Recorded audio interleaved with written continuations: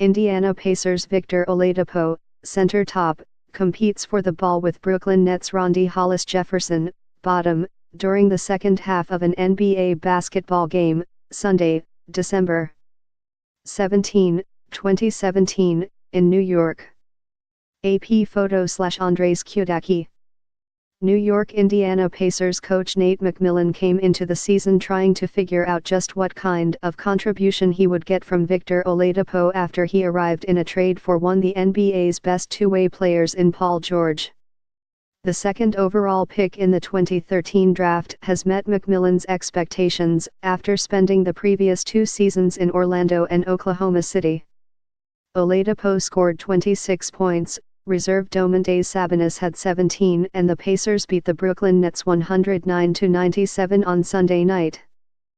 "He's a guy we're trying to develop into a franchise player. He's come in with a lot of confidence," McMillan said. "This year is really about developing our young guys and seeing what these guys are capable of doing. He's doing some good things." Miles Turner added 16 points, Corey Joseph chipped in 15 and Darren Collison scored 14 for the Pacers. The Nets' Allen Crabbe shook off his recent struggles, scoring 17 points in the first half on 5-4-7 shooting, including 4 threes. He took only 1 shot and didn't score in the second half. "I don't think they did anything differently defensively. I don't know," Crabbe said of his quiet second half. Trailing by 1 at the end of the opening quarter, the Pacers got a jolt from Oladipo, the team's leading scorer at 24.5 points per game. After Crabbe's three-pointer cut the lead to 51-45 with 2:25 left in the first half, Oladipo reeled off 8 straight points for a 59-48 advantage at the end of the second period.